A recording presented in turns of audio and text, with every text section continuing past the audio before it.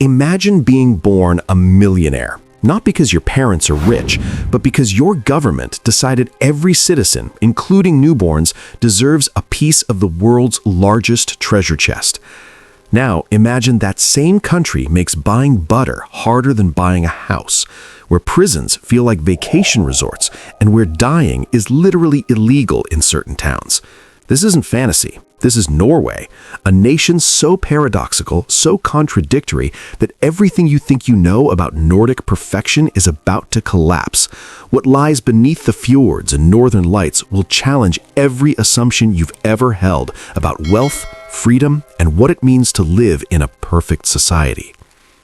Number 15, the nation of paper millionaires.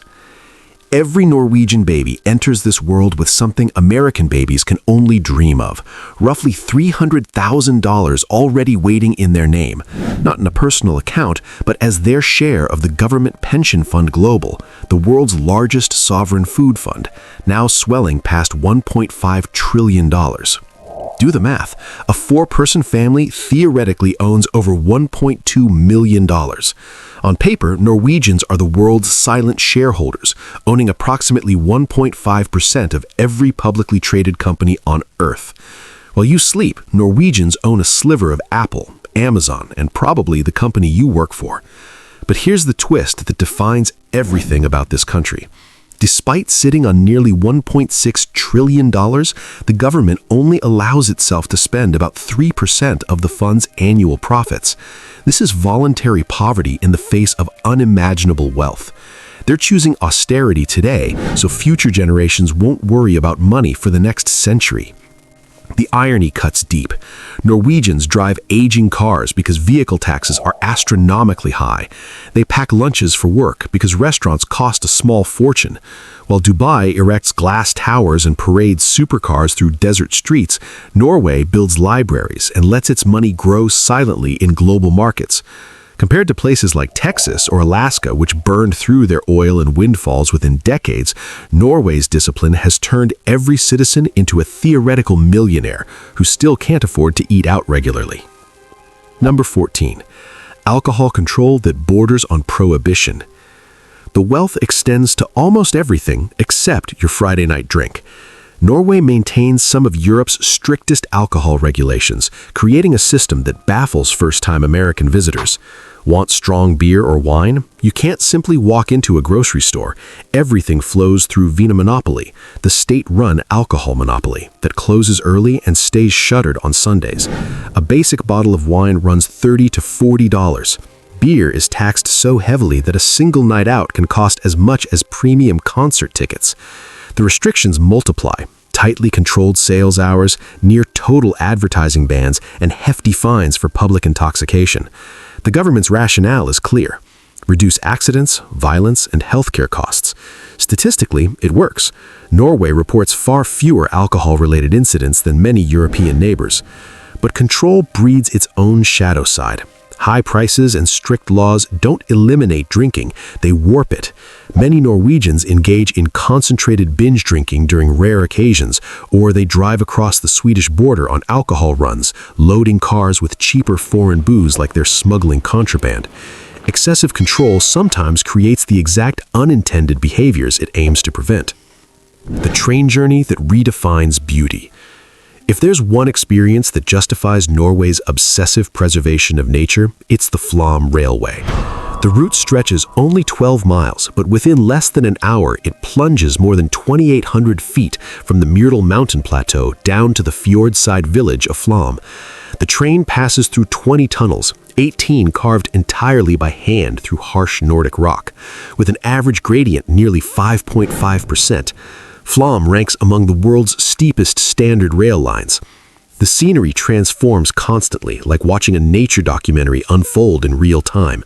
Roaring waterfalls, dense pine forests, and hanging glaciers clinging to cliff faces rush past the windows. The train even pauses for several minutes at Kjosfossen waterfall, allowing passengers to step off and photograph the cascading water, rare for a railway operating since 1940. More than 1 million visitors ride the Flåm Railway annually, and many claim this single journey explains why Norway chooses nature preservation over concrete development. Without luxury or spectacle, Flom has conquered the world through raw nature, silence, and engineering that commands respect rather than demands attention. Housing crisis built on tax loopholes. Nothing in Norway rises faster and more frighteningly than housing prices, creating a crisis that threatens the nation's foundational equality. In just over a decade, home prices have surged 56%, while population grew only 6%, transforming home ownership into a race younger generations can barely enter. In Oslo, a tiny apartment costs more than a spacious Texas house. A 400-square-foot studio can reach $500,000, enough to make retirement planners weep. The root cause lies in a peculiar tax structure. Norway heavily taxes income, businesses, and consumption, but doesn't tax capital gains on owner-occupied home sales. Consequently, people avoid investing in startups or ventures and instead pour savings into real estate, treating houses as tax-free investment vehicles. The outcome is staggering. Household debt has climbed to nearly 200% of income, among the world's highest. For young people, purchasing a home becomes nearly impossible without parental financial help. Even more ironically, this fuels wealth inequality inside a society famous for equality. The very system designed to create fairness has created a new aristocracy, those who own property and those who never will. An equal society shouldn't trap its young generations behind impossible housing prices, yet that's precisely what Norway's tax policy has engineered. The vault protecting humanity's future. In the frozen Arctic, Norway guards something more valuable than oil or fish, the future of global food security. The Svalbard Global Seed Vault is carved deep inside a frozen mountain on Spitsbergen Island, about 800 miles from the North Pole.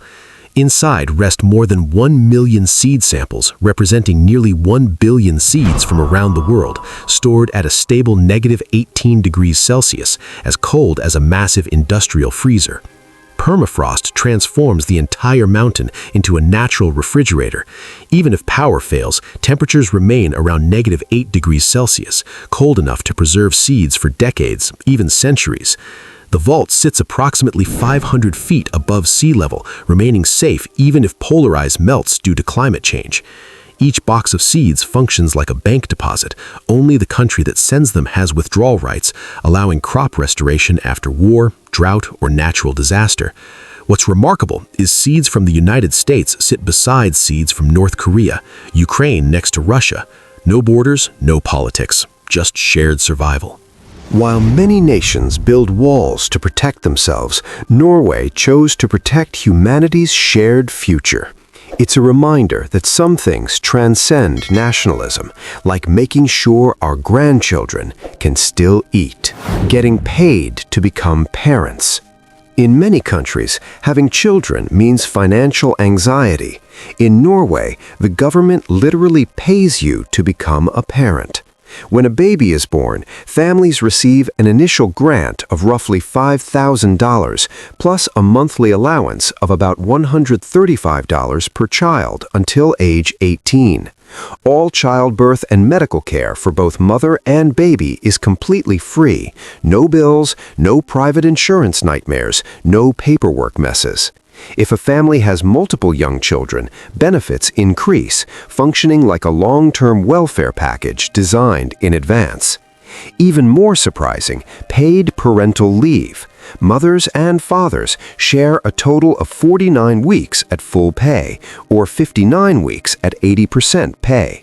Norwegian fathers proudly embrace Papa Permission culture, pushing strollers through snow-covered parks, a scene widely considered the modern standard of involved masculinity.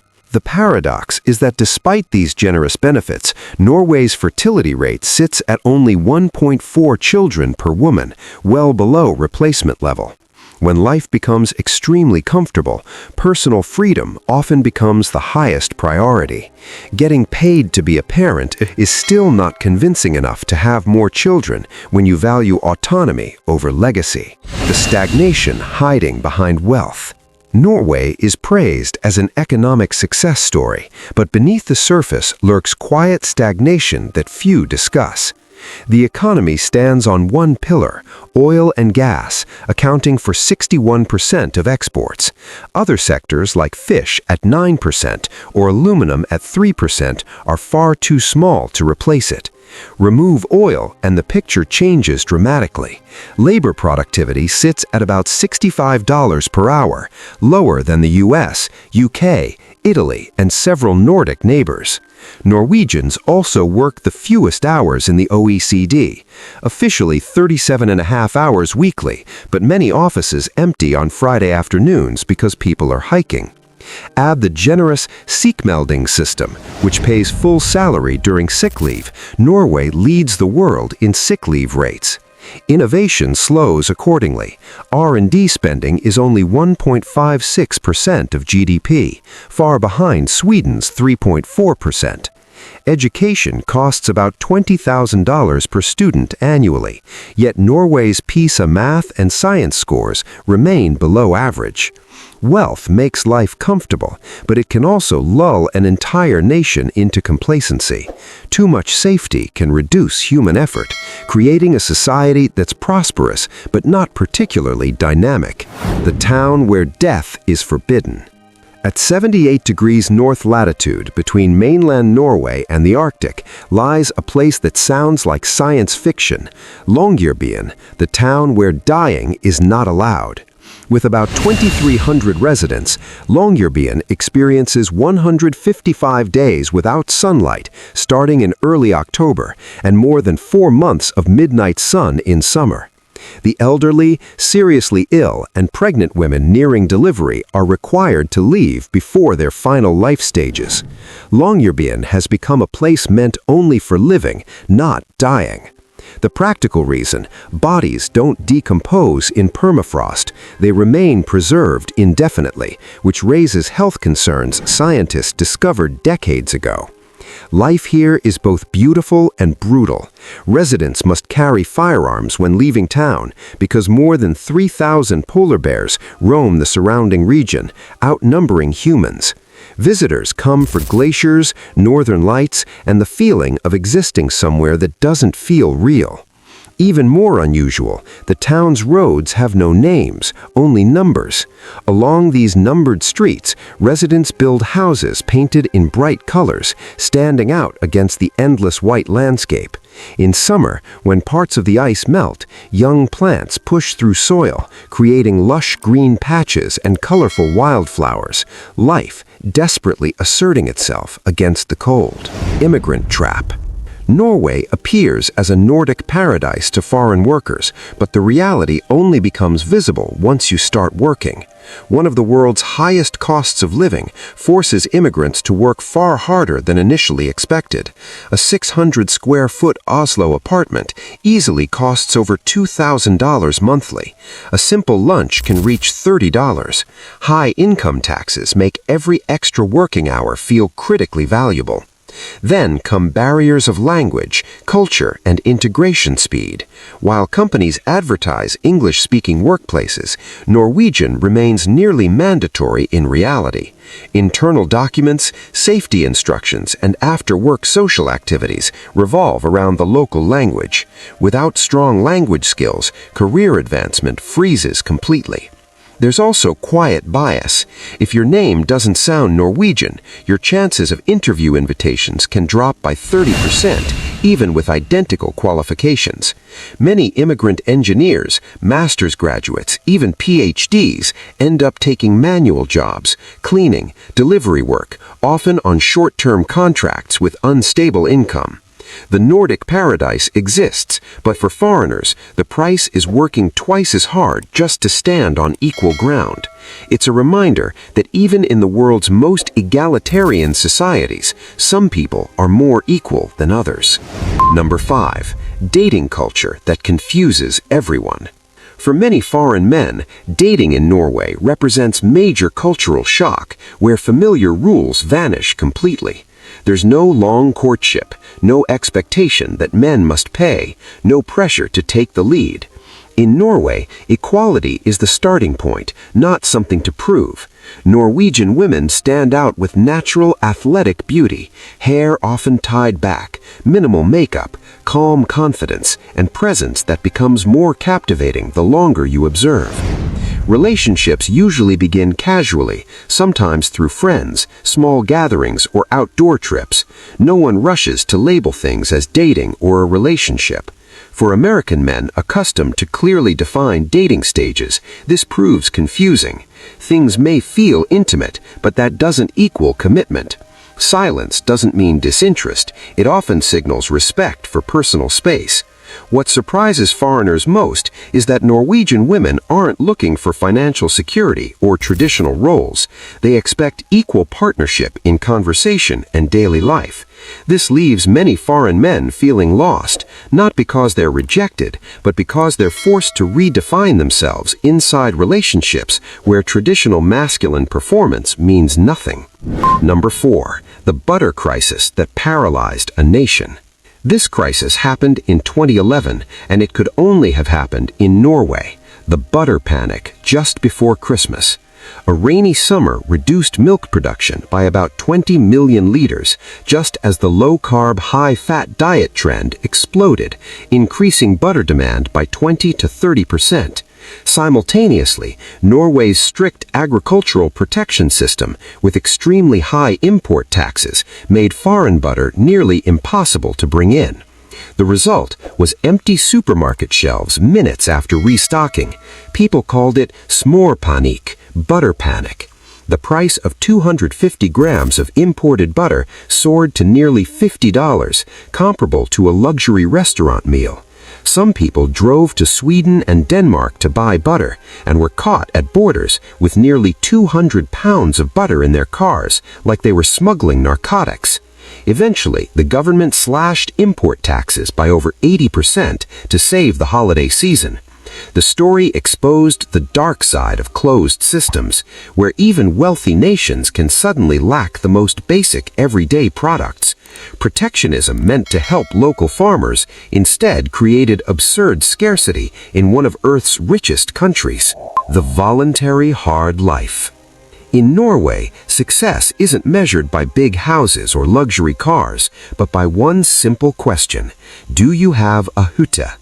A hytte is a simple wooden cabin in the forest, on a mountain, or beside a frozen lake, a place where Norwegians disappear from society every weekend. On Friday afternoons, highways leading from Oslo pack with traffic, not for shopping, but to slow life down. Norway has over 450,000 hyttes, meaning one cabin for every 5 people. The irony is hyttes are intentionally uncomfortable. Many have no running water, no Wi-Fi, sometimes even outdoor toilets in the snow. Norwegians drive hundreds of miles, bring their own food, chop their own firewood, and light their own fires. To them, this isn't inconvenience, it's a way to mute the modern world. The downside is this culture costs billions for homes used only a few weeks yearly, driving up land prices and maintenance costs. Yet despite that, hyttes remain where Norwegians escape money pressure, work stress, and constant noise to remember what they're actually living for. A weekend without Wi-Fi can sometimes be worth more than all modern comforts combined. Number 2. Your salary is everyone's business. In Norway, income isn't a private secret. You can look up the tax records of almost anyone, coworkers, neighbors, strangers, with just a few clicks. The public tax system shows how much they earn, how much tax they pay, and where they stand in the country's financial picture. For Americans accustomed to keeping W-2s secret and paychecks private, this feels like a massive privacy violation. Norway believes transparency is the best way to prevent tax evasion, reduce inequality, and keep society fair. When everyone knows what everyone earns, showing off becomes meaningless, and social comparison loses power. But the downside is real.